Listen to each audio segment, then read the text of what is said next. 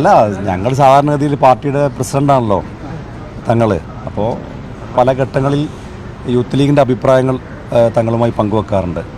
അപ്പോൾ അങ്ങനെ ഞങ്ങൾ യൂത്ത് ലീഗിൻ്റെ സംസ്ഥാന കമ്മിറ്റിയും ദേശീയ കമ്മിറ്റിയും ഒരുമിച്ച് പാർട്ടിയുടെ ഇപ്പോഴത്തെ തിരഞ്ഞെടുപ്പൊക്കെ വരാൻ പോവുകയാണ്. ആ തിരഞ്ഞെടുപ്പിൽ UDFൻ്റെ വിജയം, അതുപോലെ തന്നെ മുസ്ലിം ലീഗിൻ്റെ സ്ഥാനാർത്ഥികളുടെ വിജയം, അതിനാവശ്യമായിട്ടുള്ള പ്രവർത്തനങ്ങളുടെ ഒരു രൂപം ഉണ്ടാക്കുന്നതിനും അതുമായി ബന്ധപ്പെട്ട കാര്യങ്ങളൊക്കെ ചർച്ച ചെയ്യാൻ വേണ്ടിയിട്ടാണ് ഞങ്ങൾ തങ്ങളെടുത്ത് വന്നത്.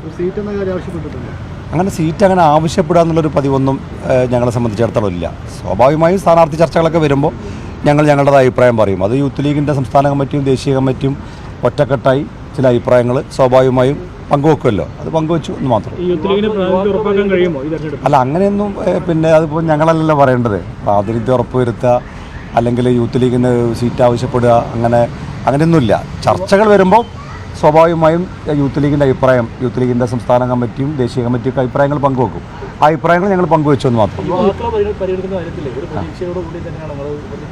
അല്ല, അങ്ങനെ പ്രതീക്ഷയുടെയും നിരാശയുടെയും ഒന്നും കാര്യമല്ല. അങ്ങനെയൊന്നും ഞങ്ങൾ തങ്ങളെടുത്ത് പോകുമ്പോൾ പ്രതീക്ഷയിൽ പോവുക നിരാശയിൽ പോവുക എന്നുള്ളതൊന്നും ഒരിക്കലും ലീഗിലില്ലാത്ത കാര്യമാണ്. എപ്പോഴും പ്രതീക്ഷകൾ തന്നെയാണ്.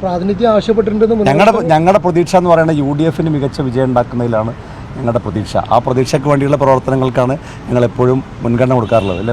യുവ പ്രാതിനിധ്യം ആവശ്യപ്പെട്ടിട്ടുണ്ടെന്ന് നേരത്തെ മുൻപ്രവർത്തനങ്ങൾ തന്നെ വ്യക്തമാക്കിയിരുന്നു നേതൃത്വത്തോട്. അപ്പോൾ സ്വാഭാവികമായിട്ടും ഇപ്പോൾ ലീഗ് സംസ്ഥാന കമ്മിറ്റിയൊക്കെ കൂടി, അപ്പോൾ സ്വാഭാവികമായി അങ്ങനെ ഒരു പേരിലേക്കൊക്കെ എത്താൻ സാധിച്ചോ? അല്ല, 2 പേരുണ്ട് നിങ്ങളല്ലേ പറഞ്ഞത്.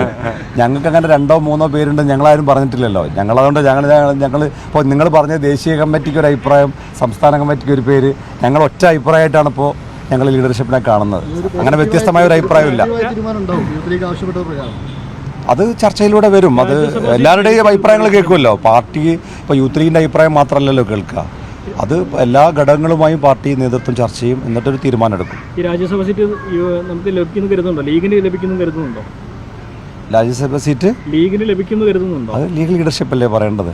അല്ല, പ്രതീക്ഷ എന്താണ് അതിൽ? അല്ല, അത് ഞങ്ങൾ പ്രതീക്ഷയുടെ കാര്യമല്ലല്ലോ. പ്രതീക്ഷയല്ല ഇതൊന്നും പങ്കുവെക്കേണ്ടത്, തീരുമാനങ്ങളാണ്. ആ തീരുമാനങ്ങൾ പറയേണ്ടത് പാർട്ടിയാണ്. പാർട്ടി അത് പറയും. കഴിഞ്ഞ ലോക്സഭാ തെരഞ്ഞെടുപ്പിൽ ഇതുപോലെ യൂത്ത് ലീഗ് പശ്ചിമ ആവശ്യം ഉന്നയിച്ചെന്ന് പറയും, പിന്നീട് അവസാനം തഴയപ്പെടുകയാണ് ചെയ്തത്. ഓരോ തെരഞ്ഞെടുപ്പുകളും സമാനമായ രീതിയിൽ ആവർത്തിക്കുന്നു. അല്ല, കഴിഞ്ഞ തെരഞ്ഞെടുപ്പിൽ ഞങ്ങൾ അങ്ങനെ പറഞ്ഞിട്ടില്ലല്ലോ. കഴിഞ്ഞ തെരഞ്ഞെടുപ്പിലും ഞങ്ങളെല്ലാ തെരഞ്ഞെടുപ്പ് വരുമ്പോഴും പാർട്ടിയുടെ ഒരു സിസ്റ്റം എന്ന് പറഞ്ഞാൽ പാർട്ടിയുടെ ലീഡർഷിപ്പ് എല്ലാവരുമായി കൂടിയാലോചന നടത്തും. അത് യുവജന വിഭാഗവുമായിട്ട് കൂടിയാലോചന നടത്തും, അതുപോലെ പാർട്ടിയുടെ മുതിർന്ന നേതാക്കന്മാരുമായി കൂടിയാലോചന നടത്തും. ആ കൂടിയാലോചന എല്ലാ ഘട്ടങ്ങളിലും ഉണ്ടാവുന്നതാണ്. എന്നിട്ട് അതിനകത്ത് ഏറ്റവും മികച്ച വിജയസാധ്യതയുള്ള ആളുകളെ സ്ഥാനാർത്ഥിയായി നിർത്തും. അതുകൊണ്ടാണല്ലോ UDFൽ തന്നെ മുസ്ലിം ലീഗിന് എപ്പോഴും മികച്ച മാർജിൻ ഉണ്ടാകുന്നത്. അപ്പോൾ ആ ലീഡർഷിപ്പ് എടുക്കുന്ന തീരുമാനങ്ങൾ അംഗീകരിച്ച് അതിൻ്റെ വിജയത്തിന് വേണ്ടി പ്രവർത്തിക്കുക എന്നുള്ളതാണ് ഞങ്ങൾ യുവജന വിഭാഗം എന്നുള്ള നിലക്ക് ഞങ്ങൾ എപ്പോഴും ചെയ്യാറുള്ളത്.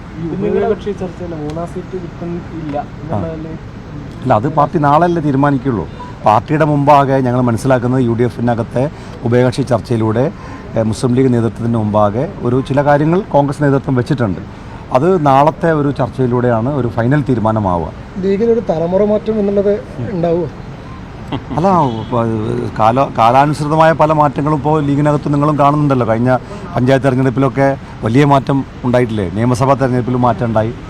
അപ്പോൾ അത് പാർട്ടി നേതൃത്വം അതാത് സമയങ്ങളിൽ വേണ്ട രീതിയിലുള്ള മാറ്റങ്ങളൊക്കെ തീർച്ചയായിട്ടും ഉണ്ടാക്കും. തങ്ങൾ ഒരിക്കലും നെഗറ്റീവായിട്ട് പറയാറില്ലല്ലോ. തങ്ങൾ എല്ലാവരോടും വളരെ പോസിറ്റീവായി പ്രതികരിക്കുന്ന ഒരു വ്യക്തിയാണ്.